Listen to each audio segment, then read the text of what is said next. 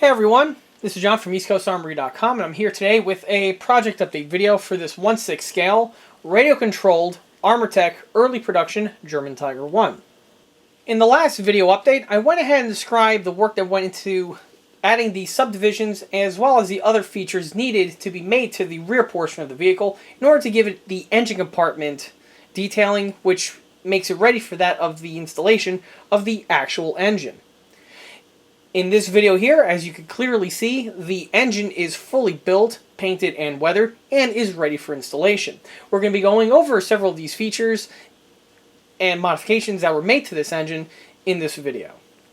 Before we continue with the video, let's go ahead and take a very quick walk around the model, as this unit here is basically a mini build in itself.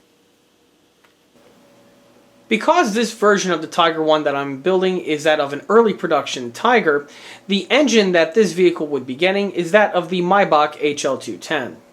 Now in this video I'm not going to go into a whole lot of detail on the history on the HL210 or all of the fine mechanical differences that make the HL210 different from its cousin the HL230. The reason for that is, simply put, I already have several videos on my channel in which I go over all of this information in further detail and in depth. As well as that information, I also have information on how the engines actually performed and how they worked. All of these are found in links found in the video description listed below. In a nutshell, the HL210 was a V12 gasoline-powered engine made by Maybach. Now, there is this myth running around that the German tanks of World War II, namely of the Tiger 1, the Panther, and the King Tiger, were diesel-powered. This is 100% not the case and is totally false. All these vehicles were powered with gas engines. With the Tiger 1's case, the HL210 was the original engine which was intended for this vehicle. However, after the vehicle started entering into production, it was realized that the HL210 was underpowered for its weight of the Tiger 1, and because of which Maybach had to upgrade the engine's horsepower. When the engine's horsepower was upgraded, the engine's designation changed from HL210 to the HL230. HL230s were used on the Tiger 1s throughout the rest of the production run. However, because this vehicle is being built as an early production Tiger 1, the HL210 is more appropriate for this build. As for the base starter model, the engine that you see here is built from the EastCoastArmory.com Maybach HL210 engine kit. These kits here are full resin and are all comprised of many cast resin components.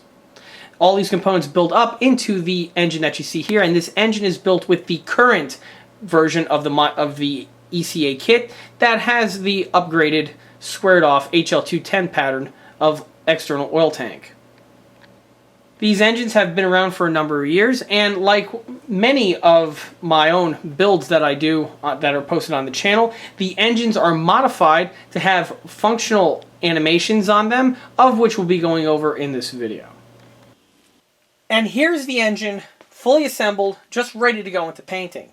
If anyone's a fan of the channel, I have done several of these engine videos in the past, and this particular build here is very similar along those guidelines. The only difference between this engine and some of the other engine videos that I've posted is that because this engine is going to be mounted inside of the tank, this engine here has been modified and is special in that it has its animation details already mounted in.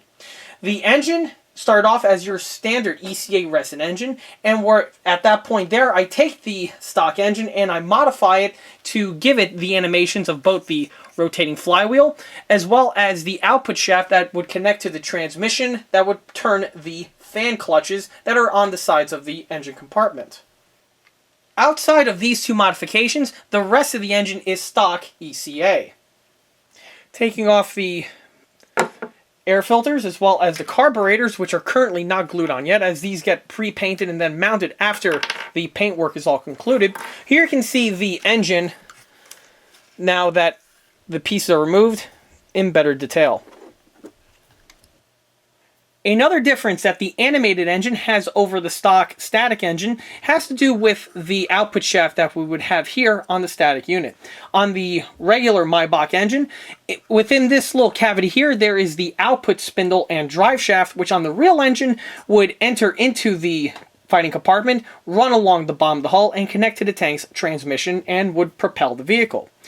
Because this model does not need that detailing, rather than having this bit of detailing here, which is totally unnecessary for this build, this is the portion where the electronical wires emerge for that of the animation and the motors that are located on the inside. The engine itself is electrically powered, and the model itself is not powered by this unit. I know it sounds funny, but I have to mention this as it confuses several viewers.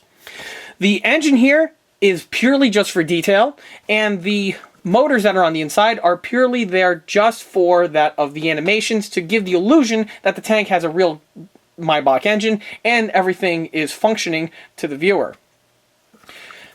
Like I said before, everything is pre-wired on the inside, and then it is all sealed up. On the bottom here we have the axis plate, which on the real engine looks just like this.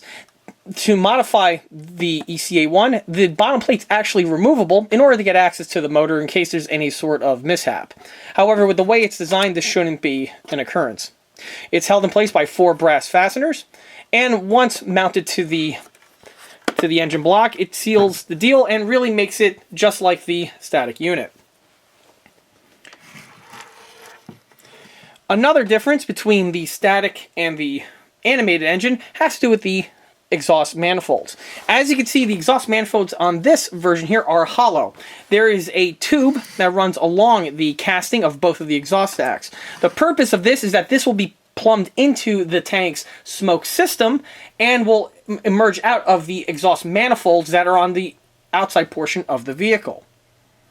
Now, these are only done on the animated engine and are not found on the static versions that are found on the ECA product line. Here you can also see the flywheel, how it spins nice and freely. This is again connected to the motor on the inside, and there is another motor concealed inside of this bit of detailing here. And this motor is again going to be outputted that to the fan clutches, which again will be described in another video. It's also important to test fit the engine just prior to the installation, and it's best to do that when the engine is at the point as is in this video, as you don't want to come into any surprises once everything is all painted and weathered. I have the engine here in my hand, and I'm going to insert it into the engine compartment. Now, the way the engine compartment is designed on the Tiger One is that if we notice there's this large hole here in the back, this hole actually plugs into this section here of the engine block. I'm going to snake in the wiring, and the engine should simply drop directly in place. Now, it is a tight fit,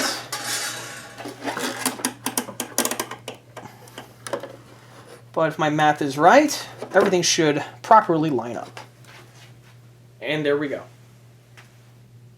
As you can see, there is plenty of room between the engine compartment divides and that of the exhaust manifolds. And with that gap, you could also get to see the detailing of the fuel tanks, which were mentioned in the last video.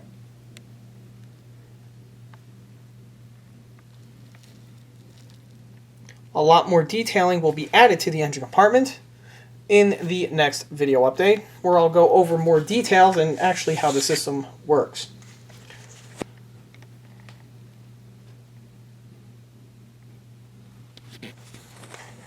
And in the rear portion here, you can see the engine protruding through the firewall in much the same way as it does on the real tank. Now, when it comes time for actually mounting the engine to the model, I will have some fasteners in this location here, as well as on the 2 engine stands that are on the front of the engine, and with the combination of those 2 locations, the engine will be firmly mounted and permanently mounted in place, however, can possibly be removed for any sort of an emergency. More information on this is to follow in the next video update. And here's the model fully painted and weathered. Because this is going inside of an engine compartment, and since the rest of the tank will be getting its weathering, the engine needed to go through its weathering process as well. As for the weathering, it's my usual format that I've done on several of these Maybach engines that have been posted on the ECA channel in the past. As for the paintwork, there are lots of options available for painting one of these Maybach engines, and depending on the version of the Maybach that you're doing, there are a certain few variants for that of the paint scheme. On the Maybach HL210, which is what, of course, this engine is, there, from what I've seen, two basic ways to paint them. We have all flat black, and then there's also a very dark gray. This unit here was actually originally painted all with the flat black, and then was weathered to the condition that you see it in this video. Here you get to see the full detailing that was added to the piece, as well as the additions of all the weathering.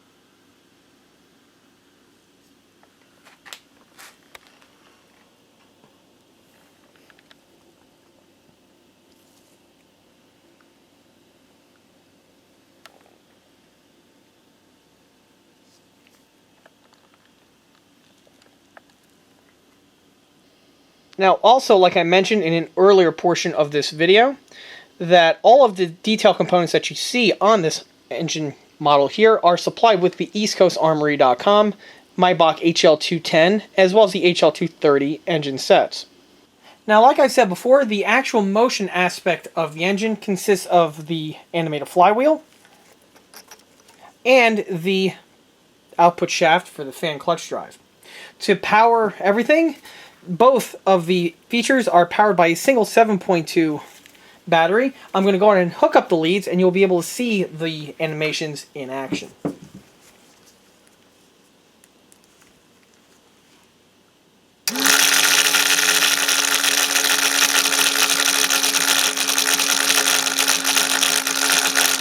Now, as for the actual electronics and how the system is going to be patched into the rest of the tank's power, this is all going to be discussed in an upcoming video. But for now, as you can see, both of the motion features are working, and they're working nice and smoothly and according to design. The completion of this model here is actually a very substantial step now out of the way for this build, as it is, like I said before, an actual mini build in itself. With the engine now totally completed, I could get the engine compartment with its final details and weathering completed in order for the final installation, and then assembly with the connection of the electronics to the motion packs as well as the fans. All of this information, of course, is to follow in an upcoming video. And with that, that wraps up this model showcase video for this Maybach HL210 engine, but really this is nothing more than a project update video for the Armortek radio-controlled early production German Tiger 1. If you like this video, stop by and like us on Facebook, where there are more photographs of this particular build that have been posted, as well as a lot of close-ups of this engine over here that has been showcased in this video. In addition to that, don't forget to swing by EastCoastArmory.com for more 1/6 and 1/16 scale builds and detailed components. Thanks for watching.